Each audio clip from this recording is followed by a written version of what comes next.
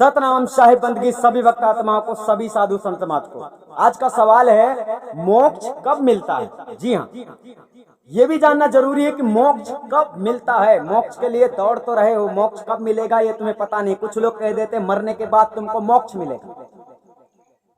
चलो मिलेगा, पर कैसे मिलेगा ये आप जानो। पहले सबसे पहली बात तो आपको अगर आत्मज्ञान कराने वाला भेदी गुरु नहीं मिला है, अगर आपको आत्मा परमात्मा का स्वरूप ज्ञान भेदी गुरु ने नहीं करवाया है, आपके गुरु ने जिसे आपने गुरु बनाया है, तो मोक्ष का सपना ही मत देखो।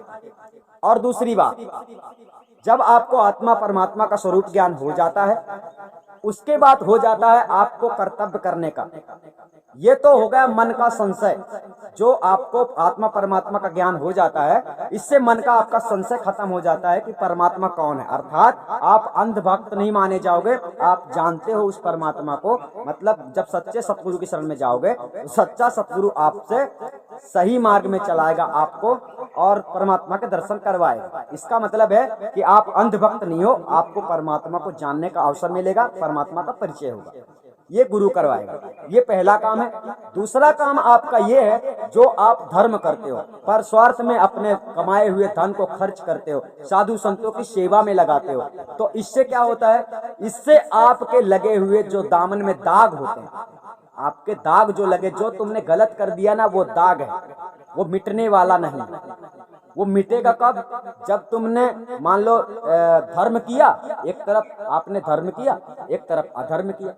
अब आपने धर्म किया ही नहीं, मतलब पुण्य का कुछ कार्य किया ही नहीं, तो आपने क्या किया, केवल पूरे जीवन में आपने पाप किया। तो अगर आप धर्म करते हो, धर्म में संलग्न होते हो, धर्म में भी कुछ खर्च करते हो अपनी मेहनत से, वो आपका है। आप चाहे जहां दे सकते हो, आप चाहे कुछ भी कर सकते हो। आपके अपनी वस्तु को, आपकी अपनी कमाई से हासिल की हुई वस्तु को आप जैसा चाहे उपयोग कर सकते हो। तो अगर वो साधु संतों के उपयोग में आता है, अगर आप लोग साधु संतों की सेवा करते हैं, तो होता क्या है, उनके तपोबल का जो फल होता है, उनके जो तपोबल की जो शक्ति होती है, वो आपके हिस्से में आ जाती है। इससे साधु संतों की सेवा से जीव जो है अपने दामन के दाग को मिटा देता, मिटा लेता। समझ गए? क्योंकि साधु तो परमार्थी होते हैं, उन्होंने तो परमार्थ के लिए जीवन ही छोड़ दिया। संत जो होते हैं, सतगुरु जो होते हैं, ऐसे नहीं बनते हैं, लोभी लालची नहीं होते हैं, वो धन बटोरने के लिए भेष नहीं बनाते हैं। साधु संत जो होते हैं परमार्थी होते हैं, परमार्थ के लिए उनका पूरा जीवन न्यौछावर रहता है।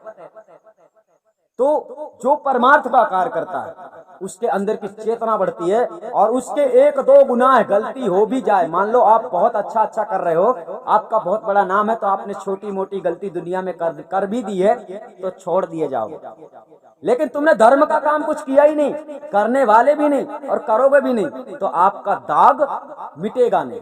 मतलब जिस से आपने गलती की होगी, जिसने आपका कंप्लेन लिखाया होगा, आपका कंप्लेन ये जरूरी नहीं कि यहीं बस लिखता है, यहाँ बाद में लिखता है, वहां पहले लिख जाता है। वहां मतलब यमराज के दरबार, और छूटना आपको वहां से है, यहाँ से नहीं। ये तो पुतले हैं, कर्तव्य करने के लिए भेजा गया है, कर्तव्य कर लो। साहब ने कहा जीती बाजी क्यों तुम्हारी, यह तेरो है अवसर भारी। ये एक अवसर आपको मिला है, तो इस अवसर को आप जैसा चाहें वैसा इस्तेमाल करें। आपका जीवन, गलती करोगे तो तुम जितने उम्र तक रहने के लिए आए हो, उतने उम्र तक भी नहीं रह पाओगे। आज ही गलती कर दोगे तो कल ही फांसी हो सकती है आप लोगों को।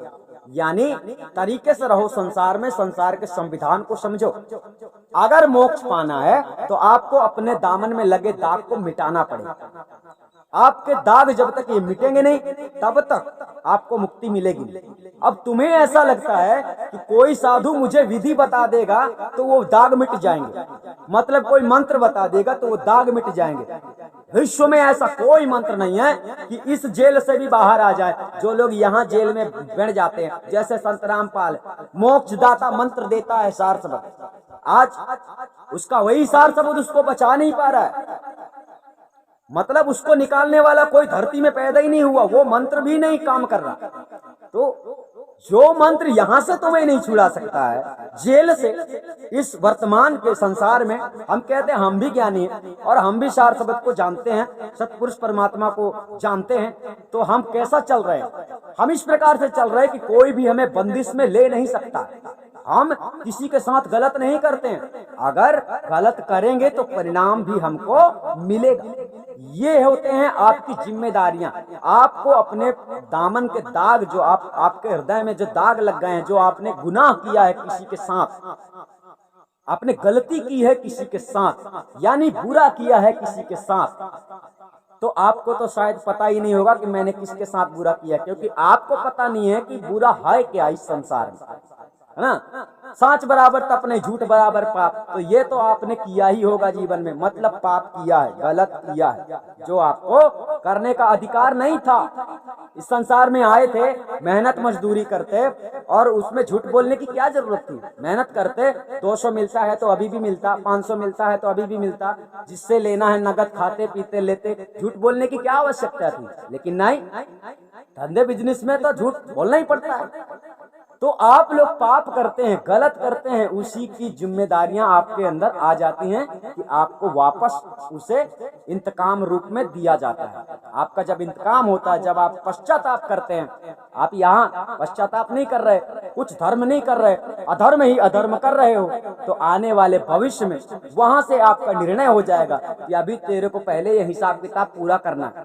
तूने अगले को मारा था, तूने मुर्गी काटी थी, तूने बकरा काटा था, तूने गाय काटा था, तूने सुअर काटा था, तूने इसको मारा था, उसको मारा था, अब वो बदला लेने के लिए खड़ा है, तो तुझे संसार में अभी जाना होगा, ये योनि प्राप्त करनी होगी, तब तेरे को मुक्ति मिलेगी। मतलब हिसाब किताब बराबर। इसीलिए साहब ने कहा है, यहाँ तुझे मालूम नहीं है, वहां तो लेखा देना।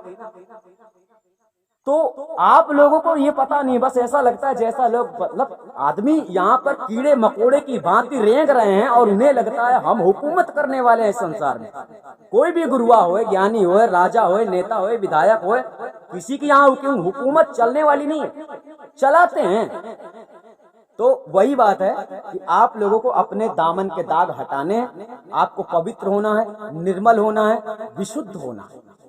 तो आप जब अच्छा करते हो तो आपके विचार भी अच्छे हो जाते हैं, और आपके दामन के दाग भी मिटते जाते हैं। जो दाग आपके अंदर आपके साथ लगे हुए हैं, किसी के साथ गुनाह कर देना ही आप गुनहगार हो जाते हो, और उसी की सजा भोगने के लिए बारंबार 84 में व्यक्ति को जाना पड़ता है, और फिर भोगने के बाद में फिर आना पड़ता है। तो इस मनुष्य का तन अगर पाया है तो अपनी तरफ से कभी पीछे नहीं हटना चाहिए। धन दौलत का लोभ, धन दौलत है ना, इसी के प्रति आदमी ज्यादा अधर्म करता है। धन दौलत की लालच में ही लोग अधर्म करता है, और धर्म से पीछे हट जाते हैं, धर्म नहीं करते। ऐसी दशा में मोक्ष उसे कभी प्राप्त नहीं होता। जो लालची होता है, लोभी होता है। लालची को साहिब ने क्यों पकड़ा है? लालची को साहिब ने क्यों पकड़ा है? इसीलिए पकड़ा है कि लालच में मनुष्य गलत कर कदम उठा लेता है, और गलत का परिणाम तो गलत ही होता है। और आपकी विचारधारा अच्छी है, मतलब मोक्ष पाना चाहते हो, लेकिन कर्तव्य बुरे हैं, तो परिणाम मोक्ष नहीं होगा, बुरा ही होगा। तो आप समझ गए होंगे। अधिक जानकारी के लिए आप संपर्क कर सकते हैं तत्काल सतनाम साहिब बंद।